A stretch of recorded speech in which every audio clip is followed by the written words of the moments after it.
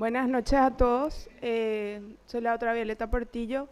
Le damos la bienvenida a esta charla mensual de educación continua del Centro Médico Bautista.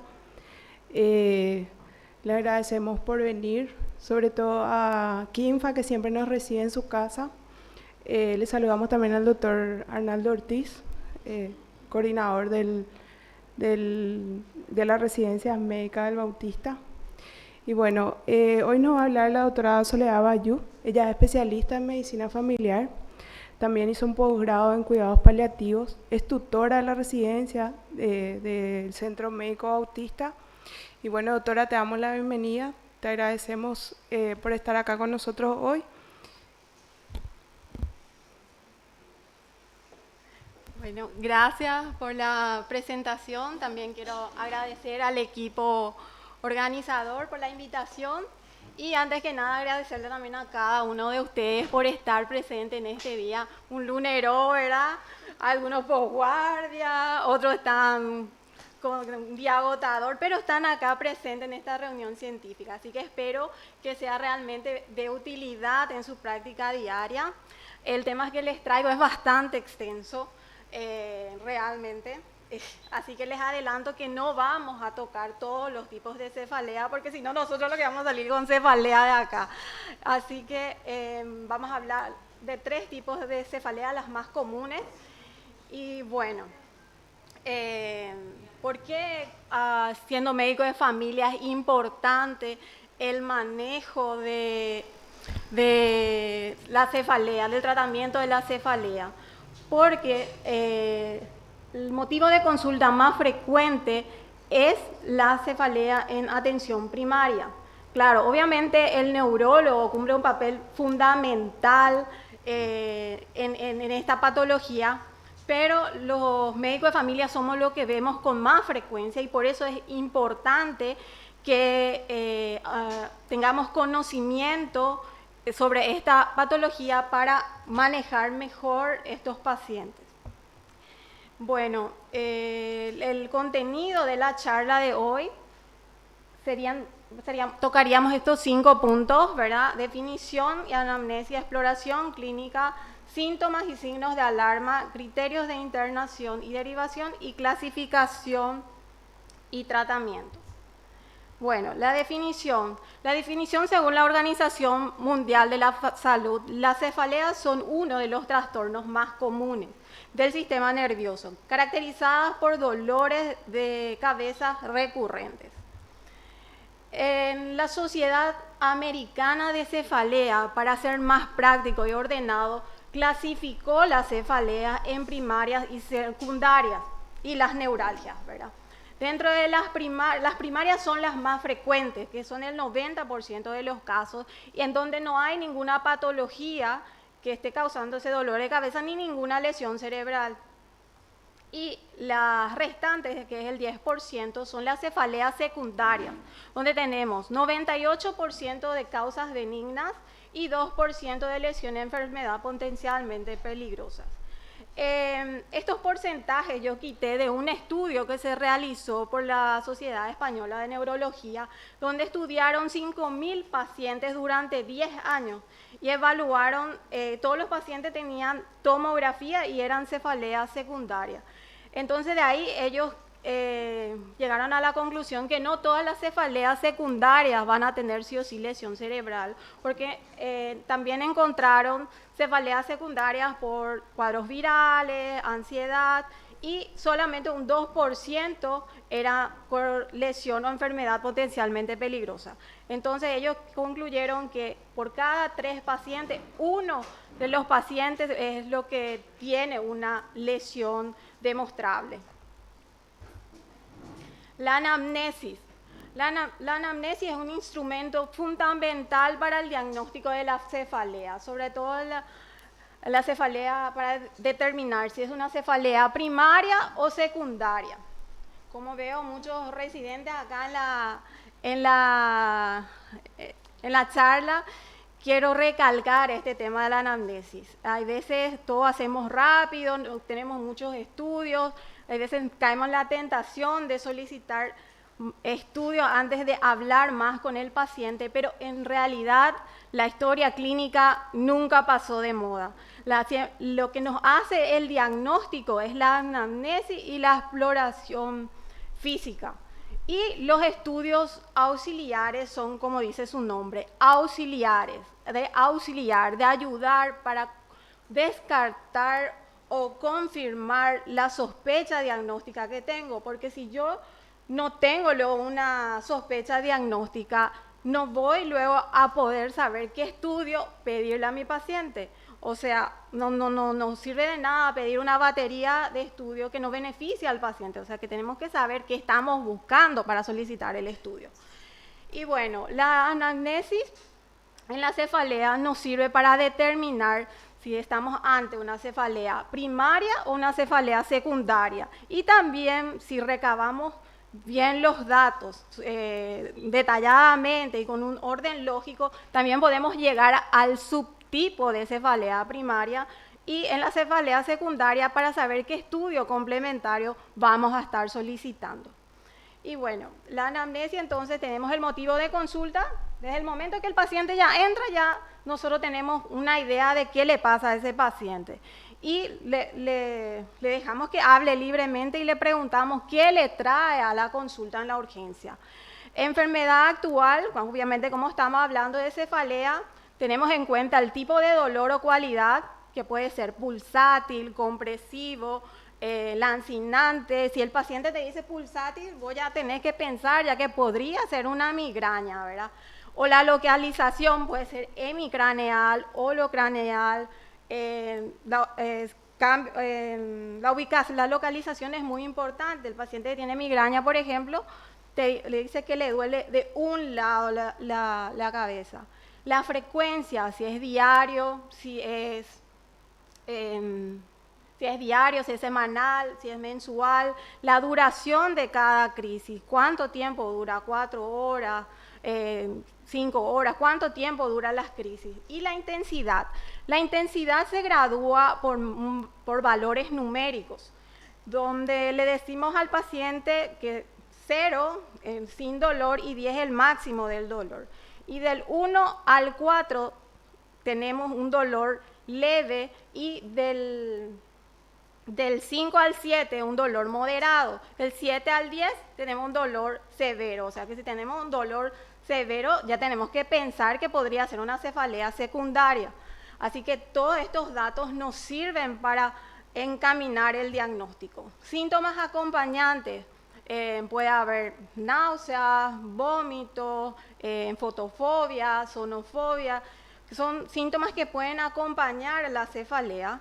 Y los desencadenantes y agravantes, que puede ser el ayuno, algunos alimentos específicos, el ejercicio. Por ejemplo, el paciente que tiene una cefalea tensional puede realizar su actividad física normal y no le altera eso. En cambio, un paciente que tiene migraña no puede realizar actividad física. Lo único que quiere es encerrarse, apagar la luz y estar quieto ahí hasta que le pase el dolor. Entonces, esos datos son de valor para llegar al diagnóstico. Y la historia personal y familiar, si tiene antecedentes familiares, si tiene alguna cirugía que puede ser que le está causando ese dolor de cabeza, o si está tomando alguna medicación o tiene alguna patología acompañante. Adelantando un poco, el exceso de medicación también produce cefalea, o sea, el polimedicarle al paciente también puede desencadenar una cefalea. Y el objetivo clínico de la entrevista en urgencia, como les digo, la anamnesis, confirmar el diagnóstico para hacerle el tratamiento, le calmamos el dolor, vemos con qué tratamiento le mandamos al domicilio, o descartamos si es que hay signos de alarma y pedimos estudios complementarios, y las comorbilidades es importante saber para saber qué tipo de medicación vamos a utilizar. La exploración clínica. Bueno, con una exploración clínica vamos descartando otras patologías. Muchas veces, volviendo un poco otra vez con el tema de la anamnesis y la exploración, hay veces no nos da el tiempo de examinar correctamente ni hablar correctamente con nuestros pacientes por el sistema de salud, ¿verdad? Que es muy acelerado y de repente no nos da el tiempo que necesitamos para hablar y examinar nuestros pacientes. Pero tendríamos que tratar de realizarlo porque ese paciente viene a consultar con nosotros para que nosotros le ayudemos. Y de repente hay veces viene el paciente, me duele la cabeza y te va a decir, tengo una pesadez, pero vos ya no le escuchás más, ya le das su analgésico, tomografía, interconsulta con cirujano, ¿verdad? Al final, puede ser que si le escuchamos y nos decía, ah, sí, tenía una pesadez, tengo congestión, dolor de cabeza, mal aliento, podía haber sido una sinusitis. O sea, que le hacíamos la anamnesis correcta y el examen físico, como en este caso, la evaluación de senos paranasales, podíamos tener el diagnóstico y evitar que ese paciente, si se va a un privado, va a pagar millones, ¿verdad? Y si se va a un público, quién sabe cuándo le va a hacer la tomografía y cuándo le va a atender el neurólogo, ¿verdad? Entonces, tenemos que tratar de hablar con nuestros pacientes y examinar para llegar a un diagnóstico. Bueno, y en el examen físico acá tenemos la palpación de los senos paranasales, que es con el pulpejo del dedo, seno frontal, etmoidal y maxilar. ¿Okay?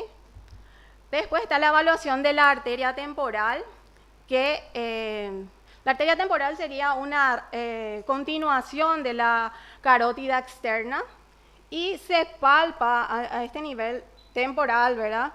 Se puede palpar y se puede sentir el latido, o sea, tiene que coincide con el latido cardíaco. Generalmente eso se ve en las arteritis por células gigantes, que hoy no vamos a hablar de ese tipo de cefalea, pero es una cefalea secundaria que hay que tener en cuenta, por eso el examen físico es importante, porque este examen físico nos da a pensar que podría ser ese problema, ¿sí? La exploración de la articulación temporomaxilar, donde presionamos acá en la zona para ver si hay un problema en la ATM, le decimos al paciente que primero observamos si es que no tiene ninguna malformación y todo eso, y luego presionamos en esta zona y vemos si hay si tiene algún chasquido o dolor a la maniobra. Evaluación de la región cervical y test de la flexión y la rotación, donde le pedimos al paciente que lleve la cabeza delante, para atrás, a los costados y de forma circular, y si es que presenta alguna molestia. Esto no se realiza con pacientes adultos mayores porque se le puede desvanecer. Evaluación troclear con el pulpejo del dedo. En esta zona se presiona y es para descartar una trocleitis, que no es algo incapacitante, pero que puede haber, por ejemplo, los que usan mucho la computadora puede sufrir de este problema y suele ser unilateral. Hay veces se puede confundir con una cefalea, pero en realidad es por una trocleitis, es lo que el paciente realmente va a la consulta. Entonces, con esta exploración podemos descartar eso. La exploración neurológica. Obviamente, si un paciente viene con un nivel de conciencia bajo, disminuido o focalización neurológica, hay que hacer la exploración neurológica correspondiente al paciente, porque podríamos estar ante una cefalea secundaria. La exploración de fondo de ojo no es muy común hacer, pero deberíamos acostumbrarnos a realizar. Lo normal es ver el fondo de ojo rosadito, bien delimitado, pero si vemos como en esta imagen, ¿verdad?, que se ve borroso, pálido, como sobrelevado, podríamos estar ante una hipertensión intracraneal. La anatomía y exploración de los nervios pericraneales, la palpación del nervio supraorbitario, occipital, el nervio infraorbitario y los músculos pericraneales y puntos gatillos, que sería con el pulpejo del dedo, la parte temporal, ¿sí? Que sería, bueno, vamos a empezar con el 1, que es el esternocleidomastoideo, que en forma de pinza es que presionamos la zona y poniéndonos de frente acá al paciente, el trapecio y en la zona temporal. La que marca acá, la del 4, le pedimos al paciente que flexione sin que nosotros le toquemos la cabeza, y si presenta un dolor en esa zona, podría ser una cefalea cervicogénica. Entonces, esta exploración nos sirve, que son comunes, ¿verdad?, en la cefalea cervicogénica, en la cefalea tensional, y también podemos ver tortícolis. Signos y síntomas de alarma. La Sociedad Americana de Cefalea ha creado una mnemotecnia, ¿verdad? Porque un paciente con signos de alarma es un paciente a quien debemos realizar estudios complementarios para poder confirmar o descartar el diagnóstico, en donde la mnemotecnia es SNOP-10. Yo le marqué, ahí marca todo oscuro, pero en realidad S viene de síntomas sistémicos, fiebre, pérdida de peso, inmunosupresión, N de neoplasias previas. O sea, por ejemplo, un paciente que ya tiene los antecedentes de un cáncer y te viene con dolor de cabeza y que no cede con analgesia, es un signo de alarma. ¿Por qué? Porque podría estar haciendo una metástasis, o sea que tenemos que hacerle un estudio complementario, en este caso una tomografía de cráneo. Un déficit neurológico asociado. La O en realidad viene del inglés, ¿verdad? Inicio repentino y severo, cefalea en trueno. Otra vez la O de inicio, edad de inicio más allá de 50 años, obliga a descartar una arteritis de células gigantes o neoplasia.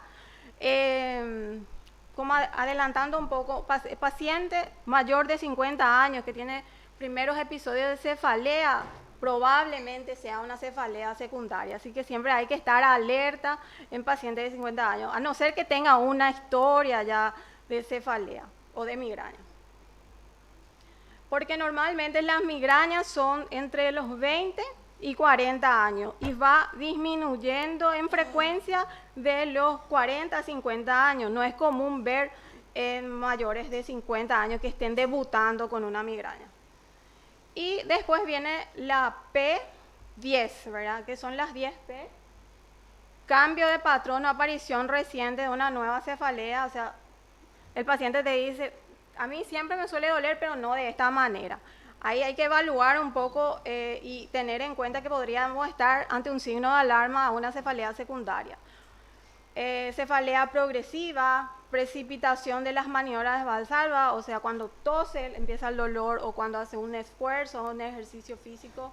Empeoramiento en los cambios posturales, puerperio o embarazo, politraumatizados, papiledema, como ya vimos hace rato. Acá otra vez viene el inglés, que yo no soy muy buena. Dice, en el pain, ¿cómo se pronunciaría eso? Los que saben inglés. Painful. Bueno, eso, con características autoinmunes, patologías del sistema inmunitario, como el virus de la inmunodeficiencia humana, y otra vez en inglés, que es el uso excesivo de analgésicos, como ya le estaba comentando. Entonces, un paciente con cefalea, se hace la anamnesis y exploración correspondiente. Si todo es normal, no se indica ningún estudio complementario. Ahora, si hay signos de alarma o características atípicas, se reevalúa para descartar una cefalea secundaria y se solicitan los estudios correspondientes. Las principales pruebas complementarias tenemos las radiografías simples, como para descartar una sinusitis, una mastoiditis, las tomografías, y como ya le dije hace rato, un paciente que ya tiene un antecedente de una neoplasia y te viene con dolor de cabeza, una tomografía para descartar una metástasis, le haríamos, ¿verdad? La resonancia, las angiografías, realmente esto ya ya solicita más el neurólogo, más que nosotros, porque son más específicos. Las pruebas laboratoriales se utilizan las de rutina, o sea, las que siempre utilizamos. Y el examen de líquido cefalorraquídeo, o sea, un paciente viene con cefalea, vómito y fiebre, tenemos que descartar que no sea una meningitis, así que el examen de líquido cefalorraquídeo. Criterios de internación y derivación. Los criterios de internación en la cefalea primaria. Realmente las cefaleas primarias se manejan todo de forma ambulatoria, pero podemos tener casos excepcionales. Como ya les decía, un paciente que viene con migraña y en una de las consultas su dolor cambia, incluso no cede con la analgesia que le estamos haciendo, aguarda, hay que internar ese paciente. Porque capaz que su dolor no sea específicamente por su migraña, sino por otro motivo. Entonces tenemos que estudiarla a ese paciente y hay que internar. Estado de mal migrañosos, migrañas con auras prolongadas o atípicas. Lo normal es que el aura dure entre 3 minutos y 60 minutos. Más de 60 minutos ya es una aura prolongada y es un motivo de internación. Cefalea por uso excesivo de analgésicos que no responden al manejo ambulatorio o deshabituación analgésica. Un paciente que está con mucho analgésico, el propio exceso de analgésico le causa cefalea. Más aún cuando se mezclan opiáceos, benzodiazepina y ya hay también entre medio una adicción a la medicación, ¿verdad? Uno de los estudios que yo leí era un artículo mexicano en donde se les internó a estos pacientes y se le hizo una desintoxicación medicamentosa y se dio la cefalea, pero era muy difícil manejar porque ya tenían una adicción a la medicación. Y bueno, la comorbilidad médica o psiquiátrica que dificulta el manejo ambulatorio también es un motivo de internación. Los criterios de internación en cefalea secundaria. Necesidad de hacer un estudio como una angiografía, por ejemplo, la ausencia de respuesta terapéutica ambulatoria, la coexistencia de enfermedades que limiten el manejo adecuado o el diagnóstico de una cefalea peligrosa, ¿verdad? Por ejemplo, un paciente que viene con cefalea, con focalización neurológica y todo eso, podríamos pensar que está en un evento de ACV isquémico o hemorrágico, que debemos actuar rápidamente.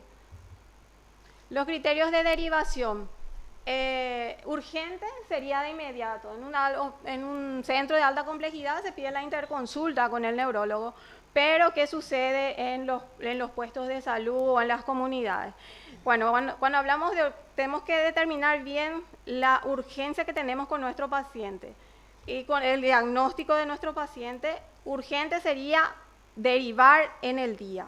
Preferente se puede esperar hasta 7 días, o sea, en un plazo de 7 días tenemos que hacer la derivación y normal es hasta 15 días y podría extender hasta 30 días. La clasificación y tratamiento. Bueno, la migraña es una enfermedad crónica con manifestaciones episódicas, siendo la cefalea el componente predominante. Puede dividirse en 3 subtipos: migraña sin aura, con aura y migraña crónica. Los criterios diagnósticos de la migraña sin aura son estas, donde tenemos la parte de acá, de la parte de arriba serían los criterios mayores y estos serían los criterios menores.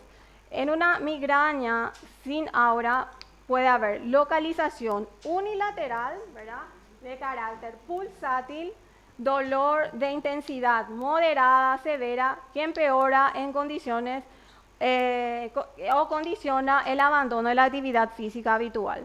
Y las menores tenemos náusea y o vómitos, fotofobia y fonofobia. 2 criterios mayores y un criterio menor nos hace el diagnóstico de migraña sin aura. Y en la migraña con aura tenemos también criterios mayores y criterios menores.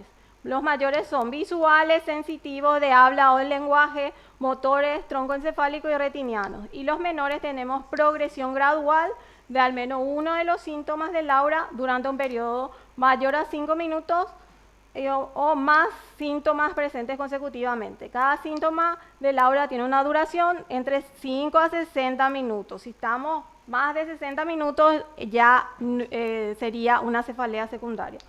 Al menos uno de los síntomas del aura es unilateral y el aura se acompaña o sigue antes de los 60 minutos de la cefalea.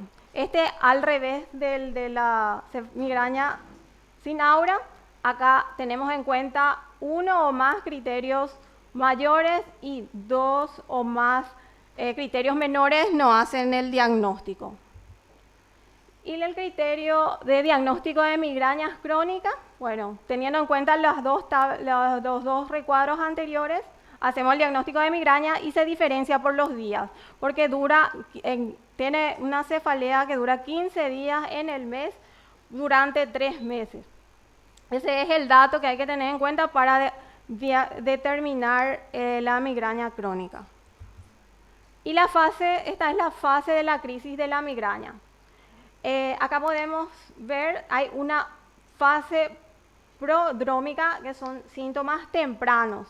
24 horas antes de presentar cefalea, el paciente ya tiene fatiga, anorexia, puede presentar retención de líquido. Esos son los síntomas tempranos de la cefalea en la migraña. Luego viene el aura, que dura de 3 a 60 minutos, como le había dicho anteriormente, que son como centellos o visión borrosa o puntos ciegos que ve el paciente. Entonces, este es el momento también de que hay que hacerle el tratamiento analgésico para cortar el dolor de cabeza, ¿verdad? Y bueno, si continuamos, después del aura ya comienza acá la cefalea. Y en caso que el paciente no llegó a tratarse ni nada, hay una fase postdrómica que es de la resolución, en donde el paciente te dice: dormí, me pasó el dolor de cabeza, o vomité y me cedió el dolor de cabeza. Esa es la fase postdrómica.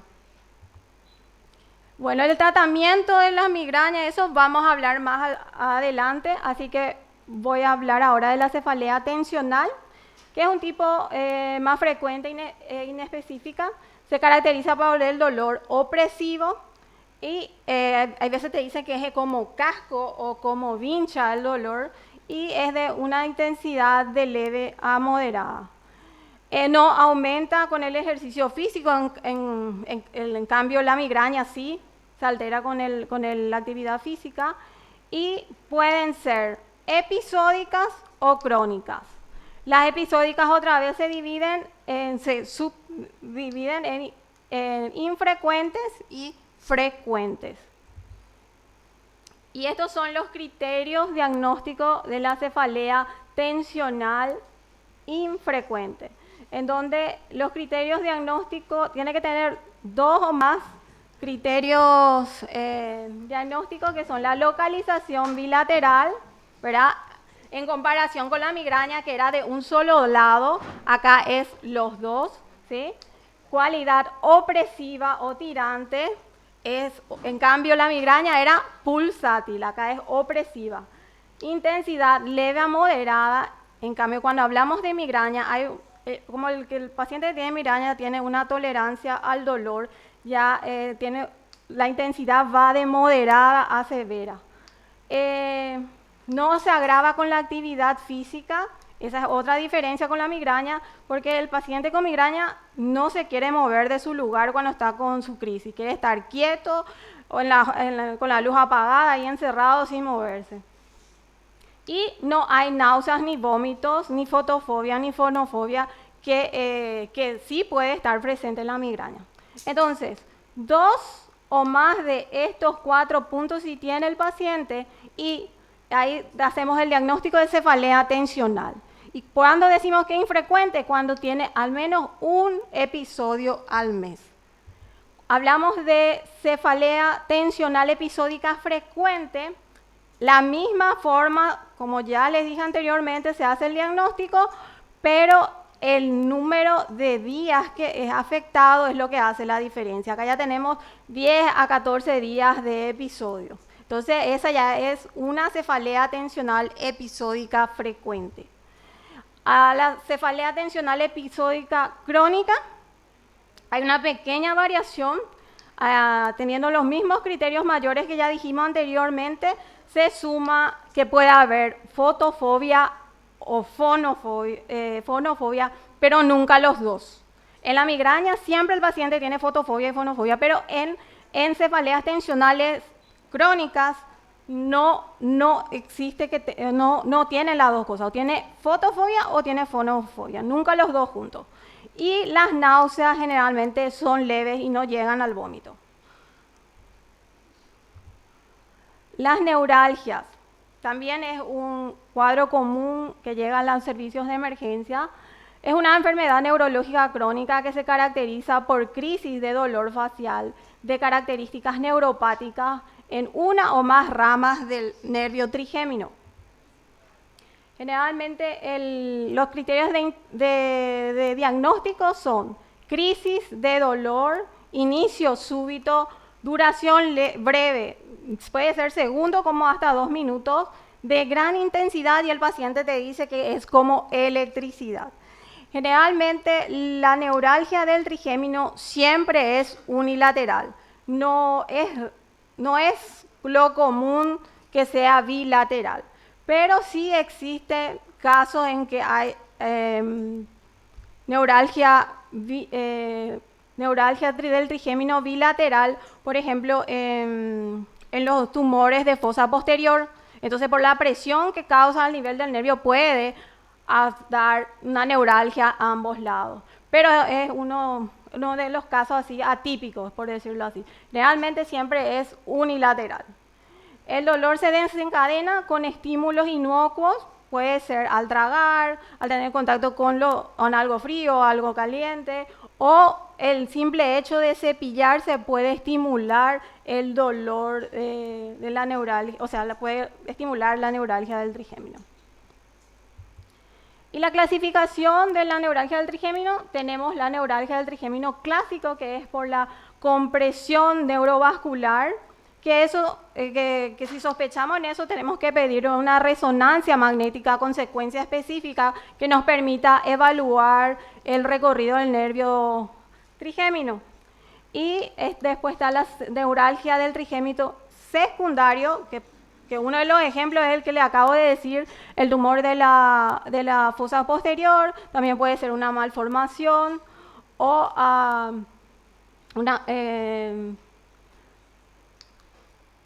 una esclerosis múltiple, también puede ser. Y en la neuralgia del trigémino idiopático no se encuentra la compresión neurovascular clásica, ni tampoco a los estudios de neuroimágenes no se encuentra ninguna lesión, que es raro. Después viene el tratamiento. Acá ya vamos a empezar a hablar del tratamiento en la urgencia. Bueno, esta parte no es que creo que le guste tanto, pero vamos a hablar un poco de la fisiopatología de la migraña antes de entrar realmente al tratamiento. La migraña realmente cada vez es más estudiada y la forma que inicia el dolor es la alteración y el desequilibrio que se produce en esta zona con el locus coeruleus y el núcleo RAFE. Produce un desequilibrio que produce una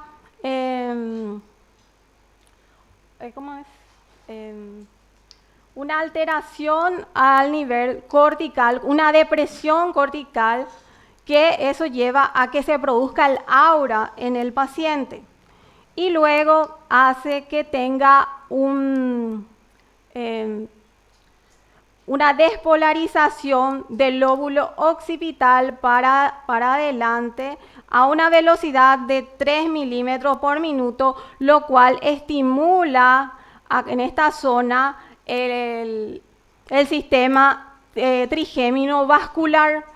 El sistema trigémino vascular está conformado por el brazo aferente del nervio trigémino y la parte parasimpática eferente del nervio facial. Esto lleva un estímulo hacia las meninges y causa una alteración a nivel de los receptores, que podemos ver acá, ¿verdad?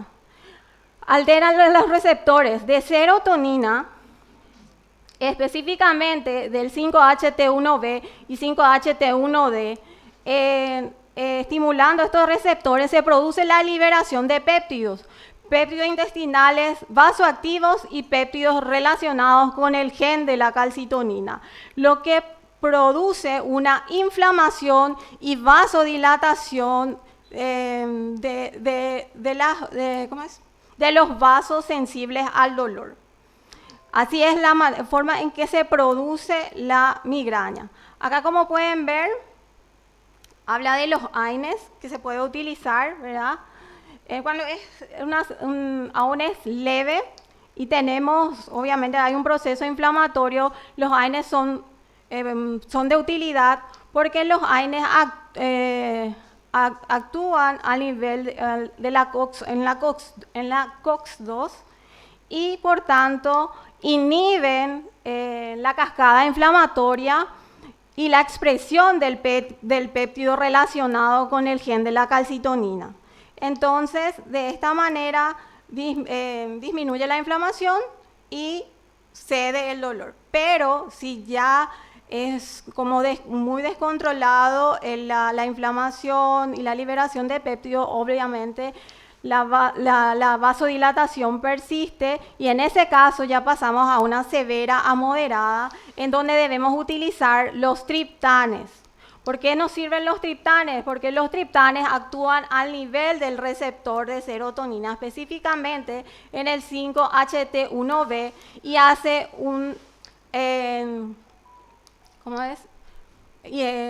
evita que se produzca la liberación de los péptidos y por tanto tiene un efecto antagonista y produce una vasoconstricción, lo cual disminuye el dolor.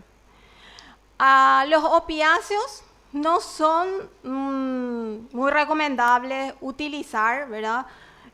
Produce una inhibición del cerebro, una inhibición del dolor, tanto cerebral como del tronco, pero como sabemos, los opiáceos tienen varios receptores, tanto a nivel del sistema nervioso central como periférico y en otros tejidos, por lo cual nos da un abanico de posibilidades de reacciones adversas que no queremos, incluso adicción a la medicación.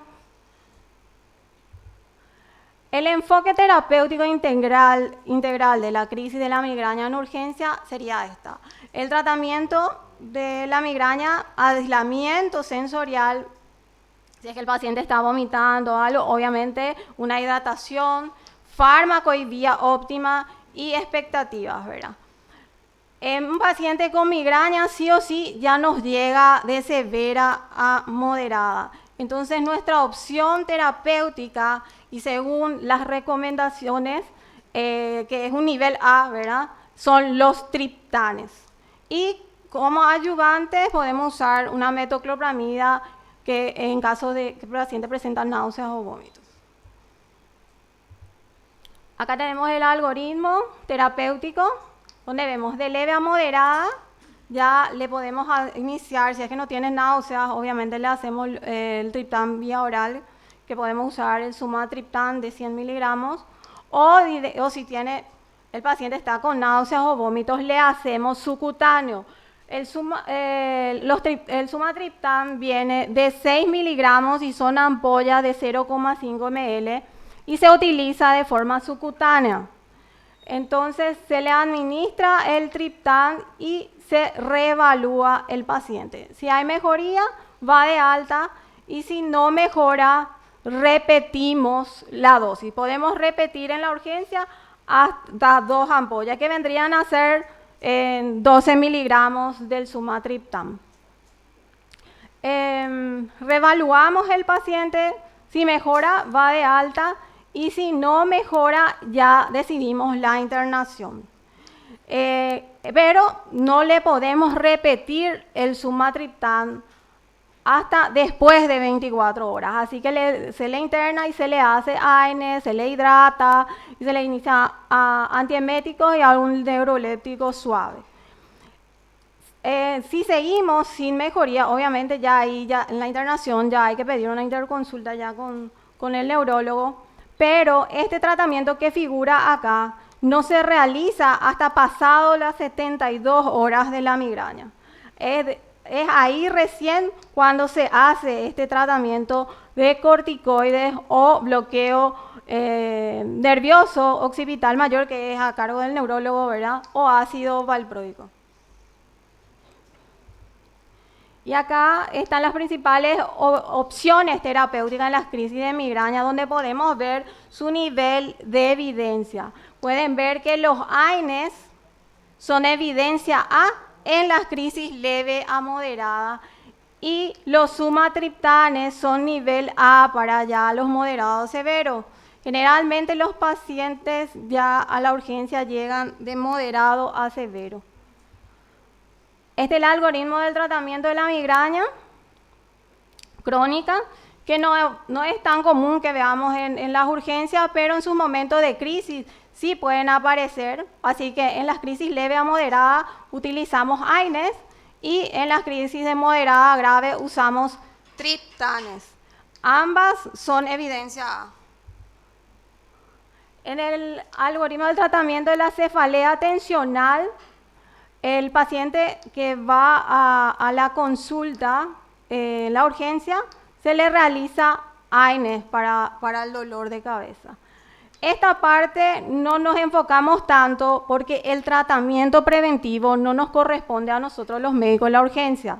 Nosotros evaluamos el paciente, hacemos el diagnóstico, decidimos qué medicación utilizar, por eso es muy importante saber qué medicamentos toma o si ya tomó una ergotamina, por ejemplo, el paciente no le vamos a poder hacer un sumatriptán, porque hay contraindicaciones también para su utilización. Un paciente que es cardiópata, un paciente que tiene antecedente de infarto o un síndrome coronario o está consumiendo propanolol, no se le puede hacer, o su presión arterial está alterada, no está controlada, no se puede usar los sumatriptanes, así que en ese caso se pasa a la segunda opción, que son los AINES. Así que es muy importante saber lo que toma el paciente y las comorbilidades que tiene nuestro paciente para decidir. O sea que el tratamiento de la cefalea es personalizado y el tratamiento preventivo también es personalizado y debe hacerse en consultorio. O sea que nosotros le atendemos al paciente, le calmamos el dolor, en este caso, por ejemplo, es tensional, le mandamos con AINES a la casa. Y en el consultorio puede ser también un médico de familia quien haga la evaluación de estos pacientes, si es que tiene un buen manejo, no necesariamente un neurólogo. Obviamente, si es complejo, sí o sí tiene que ser con un neurólogo. Pero en consultorio es que se decide qué tratamiento preventivo va a hacer el paciente con cefalea. Y estos son también los niveles de evidencia de los medicamentos que se utilizan, de los fármacos que se utilizan en la cefalea tensional. Son de evidencia A, ibuprofeno, naproxeno, ácido salicílico y paracetamol. Y bueno, acá tenemos el algoritmo del manejo de las neuralgias del trigémino. Distribución trigeminal breve, eléctrico, intenso y en gatillo. Si la respuesta es no, hay que ampliar la diferencia, el diagnóstico diferencial, causas locales o otros tipos de cefalea. Y si es sí, signos de disfunción sensitiva y dolor continuo. No, entonces probable neuralgia del trigémino. Y nuestra primera línea de tratamiento en la neuralgia del trigémino son las carbamazepinas. Entonces, al paciente que viene que nosotros determinamos que tiene un dolor, una neuralgia del trigémino, se le inicia carbamazepina. La dosis de inicio sería 200 miligramos y le haríamos medio comprimido cada 6 horas le haríamos. Y es el más efectivo y es de nivel A esta medicación. La dosis máxima de la carbamazepina viene a ser de 1200 a 1600 miligramos.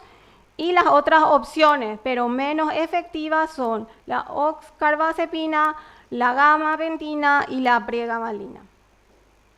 En caso, hay veces no es muy tolerable la carbamazepina, así que se aumenta la dosis gradualmente, ¿sí? No es que según la respuesta también que tengamos del dolor. Y si no hay un buen manejo del dolor, llega a la valoración del tratamiento quirúrgico.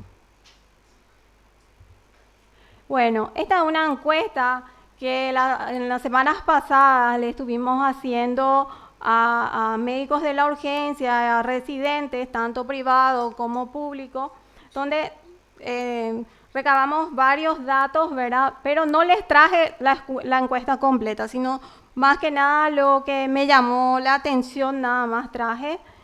Y acá va, espero a ver un poquitito qué contestan también ustedes. Paciente con cefalea unilateral, pulsátil y repetitiva, que se acompaña de sonofobia, fotofobia y dura más de 4 horas. Se trata de la mayoría respondió cefalea migrañosa y un pequeño grupo cefalea tensional. No sé si están todos de acuerdo o está mal, según lo que escuchamos hasta ahora. A ver ahí los residentes.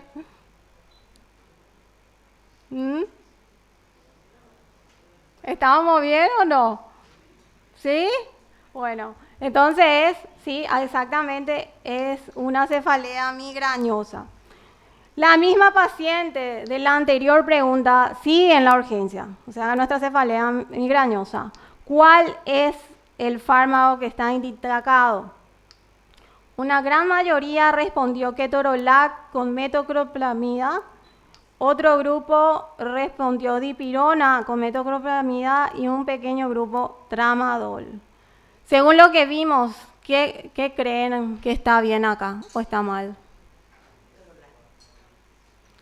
El ketorolac no es nivel A de evidencia.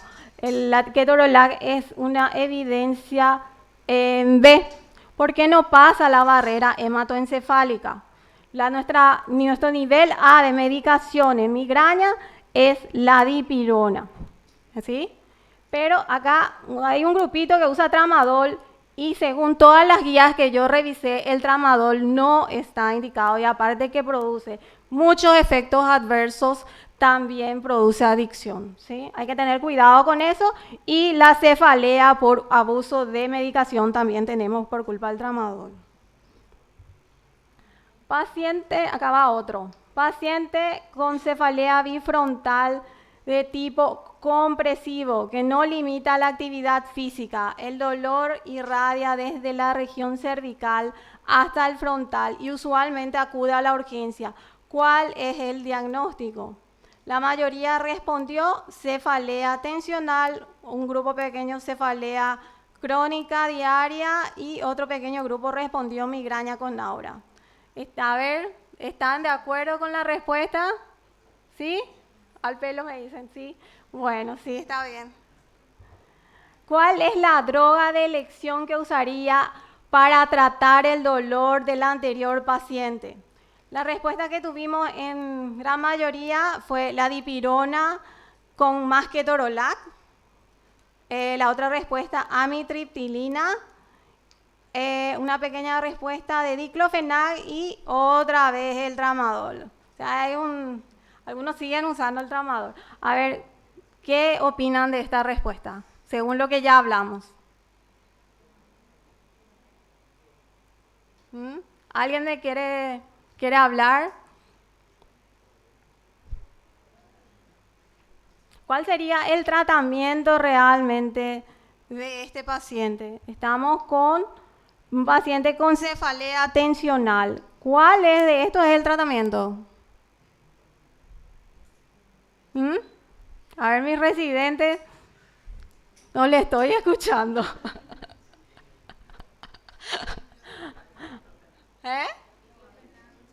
Diclofenac. Muy bien, sí. Es un AINES. Cuando hablamos de cefalea tensional, es de leve a moderado. Nos vamos a estar utilizando 2 AINES. Para empezar, 2. Está mal también la amitriptilina. La amitriptilina se usa como tratamiento preventivo, no como tratamiento en urgencia. ¿Sí? Así que la amitriptilina no es la respuesta. El tramadol obviamente no. Y la respuesta correcta es el diclofenac. Acá va otro paciente femenino, 60 años, con dolor en el cráneo izquierdo, pero más intensa en maxilar inferior, que empeora al realizarse su higiene bucal y al consultar a urgencia. consulta en urgencia, ¿cuáles son sus diagnósticos probables? La gran mayoría respondió cefalea trigeminal, un pequeño grupo cefalea en racimo, cefalea tensional y otro pequeño grupo respondió cefalea migrañosa crónica. A ver, ¿está bien? Bueno. ¿Y el tratamiento de elección para este paciente anterior cuál sería? La carbamazepina. Ahora ya aprendieron ya eso, ¿eh? La carbamazepina es nuestro tratamiento de elección, que muchos respondieron bien, ¿eh? Un 63,8% de los que respondieron dijeron carbamazepina, 29% ya otra vez el tramadol, ¿eh? Y 7,2% peor vende más, morfina, ¿verdad? Y bueno, no olvidar, no hay un buen tratamiento sin un buen diagnóstico. Así que una buena anamnesis, una buena exploración física es lo que nos da el diagnóstico para, si es que necesitamos estudios complementarios, también para decidir criteriosamente qué estudio complementario debemos realizar. ¿A qué? Ya se apagó ya. Gracias.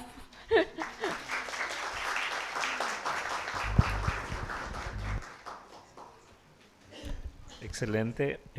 Felicitar a la doctora Bayú. Realmente la cefalea, así como ella le estuvo dando con lujo de detalles el manejo de las 3 principales patologías que hay en urgencia, pero también esa encuesta refleja un poquito y creo que parcialmente lo que hacemos en la práctica médica. En la práctica médica, a mí particularmente como especialista, ya nos llaman cuando agotaron todas las medicaciones. Te llama el médico, te dice, doctor, ya usé ketorolac 2 veces, no mejoró, ya usé corticoides, no mejoró, ya hice tramadol, ya no mejoró, ¿verdad? Bueno, entonces lo que hay que sacar de esta charla es que realmente hay que insistir en el examen físico, en la historia clínica, conocer en detalle las características que tiene la migraña y la cefalea tensional y la neuralgia. Ahí tenemos la urgencia resuelta porque de cada 10 pacientes que vienen a la urgencia, 6 son por cefalea, ¿sí? Por otro lado, también las adicciones que se generan, ¿sí? Los pacientes generalmente actualmente comandan las consultas. Llega el paciente en la urgencia y quiere hacerse una tomografía porque cree que tiene una enfermedad grave y quiere aplicarse el tramadol o quiere aplicarse la morfina. Yo sé que algunos de ustedes saben de ese tipo de paciente, y lo que solemos hacer nosotros a veces es acceder a eso, y eso es lo peligroso, ¿verdad? Porque sabemos que no le va a beneficiar. Pero también, si no accedemos, el paciente va rotando de guardias o de médicos y va rotando de servicios incluso, ¿verdad? Y hay muchos pacientes que son adictos a la morfina o al tramadol, y también hay muchas cefaleas por analgésicos, es decir, el propio médico está generando una iatrogenia a ese paciente, ¿sí? Entonces, en general, yo felicitarte, doctora, por esta revisión. Y bueno, las preguntas, la doctora Portillo, no sé si alguien quiere comentar algo o alguna pregunta puntual.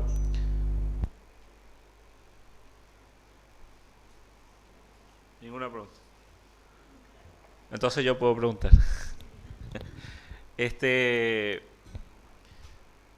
Realmente es un desafío manejar cefaleas en urgencia, y lo que hay que ver el algoritmo donde la doctora les indicó en qué momento evaluar a ese paciente, y generalmente llevar la regla que a las 2 horas uno tiene que volver a evaluar el diagnóstico, volver a preguntar nuevamente y hacer la medicación correcta, no apurarse en medicar a ese paciente, es decir, ya de entrada iniciar un tramadol o iniciar un analgésico y apurarse en resolver ese paciente, internar o enviar a la casa, sino que hay que esperar que la medicación haga efecto y volver en la cabecera del paciente, volver a hacer un interrogatorio breve, pero ya un interrogatorio ya dirigido, es decir, preguntar directamente al paciente si tiene cefalea, sonofobia, fotofobia y cuántas horas dura, y ahí nosotros ya tenemos el diagnóstico de migraña. Si niega o afirma, tenemos el diagnóstico. Y sobre la cefalea tensional, preguntar las características o cualidades de eso, y ahí tenemos un diagnóstico. Otro que en las guías ustedes ven que habla endovenoso y también el historial. si el dolor que el paciente presenta, cómo anduvo con ergotamina o con ergolanef. Ustedes saben que esa droga se utiliza muchísimo. Entonces preguntar previamente al paciente si qué medicación él toma y le calma el dolor. Esos son datos muy importantes que ayudan en la semiología e identificar el tipo de dolor. Así que bueno, después nos quedaría cefalea, manejo en consultorio, cómo usar, cuándo usar los preventivos. Pero por ahora queremos dejar esto aquí. No sé si hay... Doctor Pereira. Doctor, ¿cómo ve esto? Si podría aportarnos un poquito en el manejo del ketorolac. Nosotros buscamos en nuestra encuesta, encontramos el ketorolac y funciona, porque el médico en la urgencia hace el tratamiento con ketorolac y metoclopramida.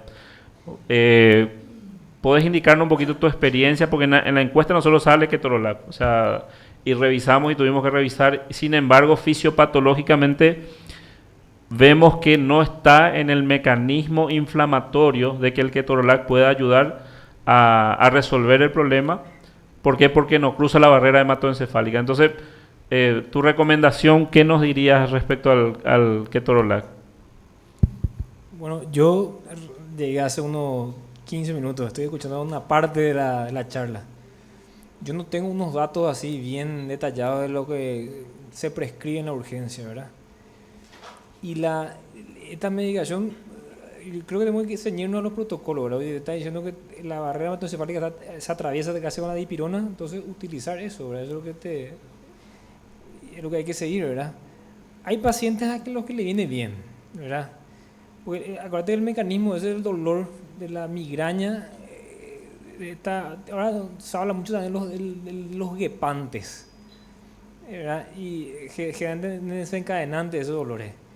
Pero también habla de lo que es la parte de la superficial del cuero cabelludo, que también todo interviene en la fisiopatología, ¿verdad? Hay pacientes que le viene bien el ketorolac, no se puede descartar. En la literatura habla de los AINES, y es un AINE al fin y al cabo el ketorolac. Pero si tenés la opción, y te está diciendo la literatura que hay que usar dipirona, nos quedamos con una dipirona, ¿verdad? Realmente hay gente que le viene bien. Pero vamos a tratar de enseñar entonces. ¿Y sobre el tramadol? Tramadol, como la migraña, una cefalea que a veces se acompaña de muchas náuseas.